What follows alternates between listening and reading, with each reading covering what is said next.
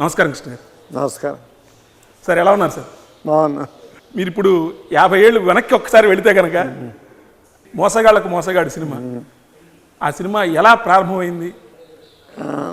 మెడ్రాస్లో మొట్టమొదటిగా కౌబాయ్ సినిమాగా రిలీజ్ అయింది గుడ్ బ్యాడ్ అండ్ అగ్లీ. ఆ సినిమాని ముందు నేను చూశాను. నాకు కౌబాయ్ పిక్చరు తెలుగులో ఇంతవరకు ఎవరు తీయలే. అప్పటికి నేను చూడగానే ఇన్స్పైర్ అయ్యి ఆరుద్ర గారికి ఈ సినిమా చూస్తురండి ఒకసారి, మనం తెలుగులో దీన్ని అడాప్ట్ చేస్తే ఎలాగుంటుంది అని అడిగాను. ఆయన చూసి వచ్చి చేయొచ్చు, క్యారెక్టర్స్ కొంచెం గుడ్ అండ్ అగ్లీ ఒకటే ఉంటే చాలు, బ్యాడ్ మాత్రం ఒక్కడే అయితే మనకి తెలుగులో స్పాన్ సరిపోదు, అవి ఒక 4-5 క్యారెక్టర్స్ క్రియేట్ చేస్తాను నేను అని ఆయన, సరే మీకు ఎంత టైం కావాలంటే ఒక నెల టైం కావాలి నాకు, తెలుగు నేటివిటీ ఉన్న తెలుగు పేర్లు పెట్టి మీకు కథ చెప్తాను అని. కానీ ఆయన ఇంకోటి కూడా అన్నాడు, ఆయన మెకనాస్ గోల్డ్ సినిమాలో కూడా కొన్ని హైలైట్స్ ఉన్నాయి, అవి కూడా నేను తీసుకుంటాను అని ఒక నెల తర్వాత వచ్చి ఆయన వినిపించాడు. నాకు చాలా బాగా నచ్చింది. మనం డెఫినెట్గా ఈ సినిమా తీస్తున్నాం అని ప్లాన్ చేసాం. ప్లాన్ చేసి వాహిని స్టూడియోలో సెట్ చేసాం. జనరల్గా చక్రపాణి గారు ఆయన ఒపీనియన్ చెప్తే 100% కరెక్ట్ అని ఇండస్ట్రీలో ఒక నమ్మకం, అలాగే జరిగేవి కూడా. ఆయన సెట్కి వచ్చి ఈ గెటప్పులు ఏంటి, వేషాలు ఏంటి, ఎవడు చూస్తాడు ఇది అని తిట్టాడు. అప్పటికి సగం సినిమా అయిపోయింది. సగం సినిమా అయినాక లేదులేండి నాకు నమ్మకం ఉంది, మేము ట్రై చేసి చూస్తాము అని సినిమా ఫినిష్ చేసాం. అప్పుడు ఆయన ఎన్టీ రామారావు గారు అడిగా, నేను సినిమా చూడండి ఇలాగా రకరకాలుగా మాట్లాడుతున్నారు, మీకు జడ్జిమెంట్ కరెక్ట్గా ఉంటుందని నాకు నమ్మకం, మీరు చూడండి సినిమా అని చెప్పాను. ఆయన చూసి బయటికి రాగానే mass picture brother, very good, definite hit ఈ సినిమా అని ఆయన చెప్పాడు.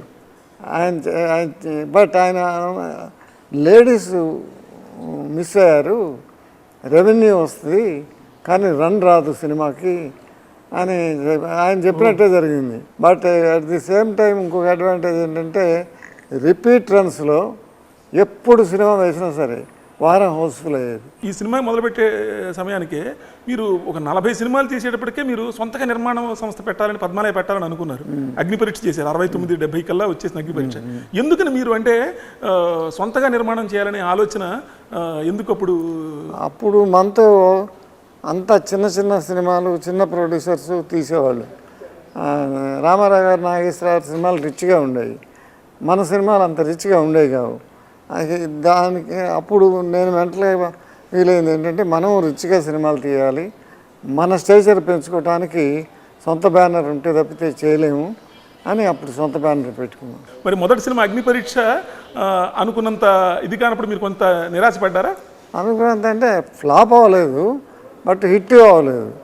దానికి పెట్టిన డబ్బు దానికి వచ్చింది, సరిపోయింది అంతే, లాభం లేదు నష్టం లేదు. అప్పుడు కొత్తతనం ఉండాలని మోసగాళ్ళు. మరి రెండో సినిమానే ఇంత పెద్ద సినిమా తీస్తున్నప్పుడు అప్పటికి నిజానికి ఈ జానర్ కూడా, కౌబాయ్ జానర్ కూడా చాలా కొత్త. టక్కరి దొంగ చొక్కన చుక్కాలో ఒక చిన్న అలా ఫ్లేవర్ చూపిస్తారు, రౌడీ రాణి లాంటి సినిమాలు ఒకటి వచ్చింది. నెక్స్ట్ వెంటనే మీరు పూర్తి స్థాయిలో ఇంత భారీగా తీయడం అనేది, అది మీరు సాహసం అనుకోలేదా? అంటే బాగా ప్రొడక్షన్ కాస్ట్ కంట్రోల్ చేసి తీసాం. ఓకే. మేము ఉదాహరణకి జైపూర్ డెజర్ట్, రాజస్థాన్లో బికనీర్కి దగ్గరలో ఉండేది డెజర్టు. ఆ డెజర్ట్లో షూటింగ్ చేయాల్సి వచ్చింది. నేను, నిర్మల, జ్యోతిలక్ష్మి, నాగభూషణం, ఈ 4 ఫ్లైట్ టికెట్లు. మిగతా వాళ్ళందరూ ట్రైన్లోనే వెళ్ళారు. అక్కడి నుంచి సిమ్లా కారులో వెళ్ళాము. ఆ రకంగా ప్రొడక్షన్ కాస్ట్ తగ్గించాం సినిమాకి. ఆ రోజుల్లోనే ఆ సినిమా ఎవరన్నా సినిమా చూస్తే 15 లక్షలు 20 లక్షలు అయింది అనుకుంటారు, బట్ 7 లక్షల్లోనే సినిమా తీసాం. మీకు ఆ రోజుల్లో 3 నుంచి 4 లక్షల్లో మీరు సినిమా తీసే రోజుల్లో మీరు 7 లక్షలు పెట్టి సినిమా తీయడం అనేది ఒక సాహసమే కదా. అది కలర్ పైగా 100% నమ్మకం, సినిమా మీద నమ్మకం ఉండే చేసాం. ఆరుద్ర గారినే మొట్టమొదటి ఈ స్క్రిప్ట్ జరిగిన తర్వాత మీరు డైరెక్ట్ చేయమని అడిగారని ఒక కథ. ఆరుద్ర గారు కథ చెప్పినా కానీ మీరు చాలా బాగా చెప్పారు కదా, మీరు డైరెక్ట్ చేయండి అంటే నా పని కాదు, అది నా పని రాయటం వరకే అని అన్నాడు. అప్పుడు ఆలోచించి రౌడీ రాణి తీశాడు అప్పటికి దాస్ గారు. కేఎస్ఆర్ దాస్ రౌడీ రాణి నాకు బాగా నచ్చింది, టేకింగ్ బాగా చేశాడు. అందుకని దాస్ గారిని పెట్టాం సినిమాకి. నిజానికి కేఎస్ఆర్ దాస్ గారికి కూడా ఫస్ట్ కలర్ సినిమా. ఆయన దర్శకత్వ ప్రతిభ గురించి కొంత చెప్పండి సార్. మీతో చాలా కాలం ఆయన ట్రావెల్ చేశారు, చాలా సినిమాలు మీతో చేశారు. బట్ అందరూ ఇతను క్రైమ్ పిక్చర్లే తీయగలడు, మామూలుగా ఫ్యామిలీ సబ్జెక్ట్స్ ఇవి తీయలేడు అనే ఇంప్రెషన్ ఉండేది ఇండస్ట్రీలో. ముద్దాయి తీశాడు, సూపర్ డూపర్ హిట్ అయింది. అది క్రైమ్ పిక్చర్ కాదు. తర్వాత మామాళ్ళు సవాల్ తీశాడు, అది క్రైమ్ పిక్చర్ కాదు, అది ఫ్యామిలీ సబ్జెక్టు. అలాగే అతను ఆల్రౌండర్, అన్ని రకాల సినిమాలు తీశాడు. ఈ సినిమా తీస్తున్నప్పుడు ఆయన కంట్రిబ్యూషన్ ఎలా ఉండేదండి? మోసగాడు టేకింగ్ చాలా బాగా చేశాడు. ఓకే. మామూలు నేరేషన్ కూడా స్పీడ్గా ఉండేది, ఓకే, బోర్ కొట్టేది కాదు. విఎస్ఆర్ స్వామి గారు కెమెరా, స్వామి గారు కూడా దీనిలో 8 అనే ఒక అంకెతో కెమెరా యాంగిల్ లాంటిది కూడా ఒకటి దాస్ గారి దీంతో ప్రోత్సాహంతో చేసినట్టున్నారు. అవును, అలా 8 లాగా తిరుగుద్ది కెమెరా ఇట్లా. ఓకే. ఆ షాట్, ఆ టైప్ షాట్ ఎక్కడ ఎవరు తీయలేదు ఇంతవరకు. అప్పటికి తీయలేదు, ఆ తర్వాత తీయలేదు. అట్లా మీరు ఓపెనింగ్ షాట్ కానివ్వండి, చివరిలో ఒక విలన్ని మీరు కొడితే, క్లైమాక్స్లో కొడితే అతనికి మొత్తం ప్రపంచం అంతా గుండ్రంగా తిరిగినట్టుగా ఒక షాట్ ఉంటుంది. అది టైర్లో కెమెరా ఫిక్స్ చేసి ఆ టైర్ దొర్లించాడు స్వామి. అంటే ఇవన్నీ ఇన్నోవేటివ్ థాట్స్.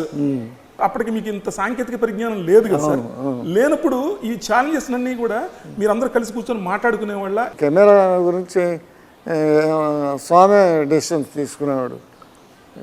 కెమెరా యాంగిల్స్ కానీ, మేకింగ్ కానీ, కెమెరా మూమెంట్స్ కానీ అన్నీ స్వామే చేసేవాడు.